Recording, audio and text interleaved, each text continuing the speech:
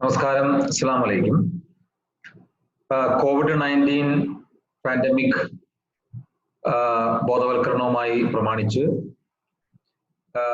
അതിന്റെ ഏറ്റവും വലിയ പ്രതിരോധ മാർഗമായ കൈ വാഷ് ചെയ്യുന്നത് എങ്ങനെ, അതായത് കൈ ഒന്നില്ലെങ്കിൽ സോപ്പും വെള്ളവും ഉപയോഗിച്ചോ, അതല്ലെങ്കിൽ ഐസോപ്രോപ്പൈൽ ആൽക്കഹോൾ ഏതാണ്ട് 70% മേലെയുള്ള, ഏറ്റവും നല്ലത് 90-95%, 70% മേലെയുള്ള ഐസോപ്രോപ്പൈൽ ആൽക്കഹോൾ ഉപയോഗിച്ച് കൈ സാനിറ്റൈസ് ചെയ്യുക. ഈ രണ്ട് മാർഗങ്ങളാണ് കൈ വൃത്തിയായി സൂക്ഷിക്കുന്നതിനും അണുവിമുക്തമാക്കുന്നതിനും മുന്നോട്ട് വെച്ചിട്ടുള്ള നിർദ്ദേശങ്ങൾ. കാരണം നമുക്കറിയാവുന്നതുപോലെ ഏതെങ്കിലും രൂപത്തിൽ വൈറസ് ഉള്ള സ്രവം കയ്യിലാവുകയോ അതുവഴി കൈ മുഖത്ത് എവിടെയെങ്കിലും ടച്ച് ചെയ്യുകയോ അല്ലെങ്കിൽ മൂക്ക് ചൊറിയുകയോ ഒക്കെ ചെയ്താൽ ആ സ്രവമുള്ള വൈറസ് ഉള്ള സ്രവം നമ്മുടെ മൂക്കിലൂടെയോ അതല്ലെങ്കിൽ വായിലൂടെയോ ശ്വാസകോശത്തിലേക്ക് എത്താൻ സാധ്യതയുണ്ട് എന്നുള്ളത് കൊണ്ടും അതുവഴി രോഗം ബാധിക്കാൻ സാധ്യതയുള്ളത് കൊണ്ടും കൈ നല്ലവണ്ണം അണുവിമുക്തമാക്കി സൂക്ഷിക്കുക എന്നുള്ള ഒരു വ്യാപകമായിട്ടുള്ള പ്രതിരോധ മാർഗം CDCയും WHO ഇതിന്റെ പ്രതിരോധ മാർഗമായി മുന്നോട്ട് വെച്ചിട്ടുണ്ട് എന്ന് എല്ലാവർക്കും അറിയാം. അപ്പൊ good life with hands clean എന്ന് പറയുന്ന ആ വ്യാപകമായിട്ടുള്ള പ്രതിരോധ നടപടിയിൽ എങ്ങനെ കൈ വാഷ് ചെയ്യണം എന്നുകൂടി അവർ നിഷ്കർഷിക്കുന്നുണ്ട്. സാധാരണ നമ്മൾ ഊണ് കഴിച്ചാൽ കൈ കഴുകുന്നത് പോലെയോ അതല്ലെങ്കിൽ മറ്റേതെങ്കിലും ആവശ്യത്തിന് കൈ കഴുകുന്നതോ പോലെയല്ല നാം കൈ കഴുകേണ്ടത്. 20 സെക്കൻഡ് സമയമെങ്കിലും എടുത്തുകൊണ്ട് വേണം കൈ കഴുകാൻ. ആ കൈ കഴുകുമ്പോൾ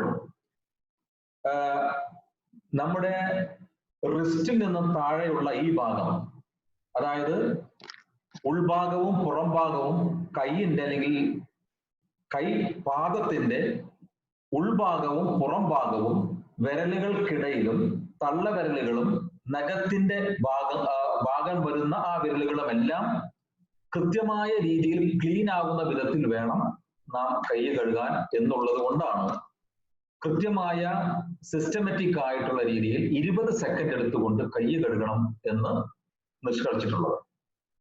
അത് എങ്ങനെ കൈ കഴുകണം എന്നുള്ളതാണ് ഈ ഒരു ഡെമോ വീഡിയോയിലൂടെ, ഷോർട്ട് ഡെമോ വീഡിയോയിലൂടെ കാണിക്കാൻ പോകുന്നത്. ഇപ്പൊ ഉദാഹരണത്തിന് നാം കൈ കഴുകുന്നു. നമ്മൾ കൈ സോപ്പ് ഇതിലേക്ക് എടുത്തു കഴിഞ്ഞിരിക്കുന്നു. എടുത്തു കഴിഞ്ഞതിന് ശേഷം ആദ്യം ചെയ്യേണ്ടത് ഈ സോപ്പ് നല്ലവണ്ണം കൈപാദങ്ങളിൽ ഇതുപോലെ പുരട്ടി എല്ലായിടത്തും ആകുന്ന വിധത്തിൽ തേക്കുക എന്നുള്ളതാണ്. അതിനുശേഷം അതേ സമയം കൊണ്ട് തന്നെ രണ്ട് വിരലുകൾക്കിടയിൽ രണ്ട് വിരലുകൾക്കിടയിലുള്ള സ്ഥലത്തിലൂടെ ഇതുപോലെ ചേർത്ത് വെച്ചുകൊണ്ട് നമ്മൾ സോപ്പ് ഉപയോഗിച്ചുകൊണ്ട് സ്പ്രെഡ് ചെയ്യേണ്ടതാണ്.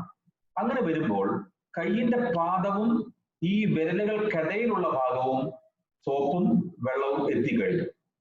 അതുപോലെ തന്നെ അതിനുശേഷം പിന്നീട് ഒരു കൈ മറ്റൊരു കൈയുടെ പുറത്ത് വെച്ച് ഇങ്ങനെ പുരട്ടേണ്ടതാണ്, അതല്ലെങ്കിൽ വൃത്തിയാക്കേണ്ടതാണ്.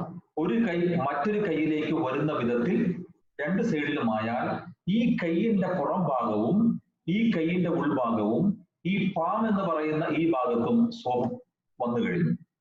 അതിനുശേഷം പിന്നീട് നാം ചെയ്യേണ്ടത് വിരലുകൾ, ഒരു കൈയിന്റെ വിരലുകൾ ഇങ്ങനെ വെച്ചുകൊണ്ട് വൃത്തിയാക്കുകയും അതുപോലെ തന്നെ മറ്റേ കൈ കൊണ്ട് വൃത്തിയാക്കുകയും ചെയ്യുമ്പോൾ ഇതിന്റെ അഗ്രഭാഗങ്ങൾ അല്ലെങ്കിൽ എഡ്ജിന്റെ ഭാഗങ്ങൾ വൃത്തിയാകും.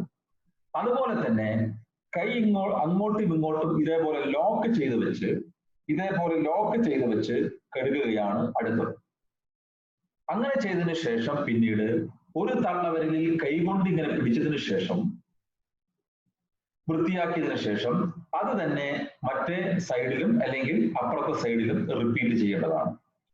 ഈ മൂവ്മെന്റ്സ് എല്ലാം ചെയ്തു കഴിഞ്ഞാൽ കൈ ഇങ്ങനെ കഴുകുന്നു, രണ്ട് കൈകളും വിരലുകൾ ചേർത്ത് കഴുകുന്നു, ഒന്ന് മറ്റൊന്നിന്റെ പുറത്തായി ഇങ്ങനെ കഴുകുന്നു, അതിനുശേഷം കൈ ഇങ്ങനെ വൃത്തിയാക്കുന്നു, അതിനുശേഷം ഇങ്ങനെ വൃത്തിയാക്കുന്നു, അതിനുശേഷം തമ്പും അല്ലെങ്കിൽ തള്ളവിരലും വൃത്തിയാക്കിയതിനു ശേഷം അവസാനം നമ്മുടെ റിസ്റ്റുകളും വൃത്തിയാക്കി പിന്നീട് ഈ സോപ്പെല്ലാം റണ്ണിങ് വാട്ടറിൽ കൈ കഴുകി നല്ലവണ്ണം റണ്ണിങ് വാട്ടറിൽ കഴുകി അതിനുശേഷം ഇത് നല്ല രീതിയിൽ വെള്ളം വാർന്ന് ഡ്രൈ ആക്കി കഴിയുമ്പോൾ മാത്രമാണ് കൈ കൃത്യമായിട്ട് അണുവിമുക്തമാകുന്നത്. ഇതിന്റെ പ്രധാന ഫിലോസഫി എന്ന് പറഞ്ഞാൽ എവിടെയെല്ലാം വൈറസ് ഉള്ള സ്രവങ്ങൾ നമ്മുടെ കയ്യിലായിട്ടുണ്ടോ, അത് നഖത്തിന്റെ ഇടയിലാകാം, വിരലിന്റെ ഇടയിലാകാം, അതല്ലെങ്കിൽ തള്ളവിരലിന്റെ നഖത്തിന്റെ അവിടെയാകാം, അല്ലെങ്കിൽ ഈ ഒടികളിലാകാം, എവിടെയായാൽ പോലും മൊത്തത്തിൽ എല്ലായിടത്തും സോപ്പും വാട്ടറും എത്തി വൃത്തിയാക്കുന്ന രൂപത്തിൽ കഴുകപ്പെടുക എന്നുള്ളതാണ് ഇതിന്റെ ഫണ്ടമെന്റൽ ആയിട്ടുള്ള ഫിലോസഫി. അതിങ്ങനെ ചെയ്യുമ്പോൾ ഏകദേശം 20 സെക്കൻഡ് സമയമെങ്കിലും എടുക്കും.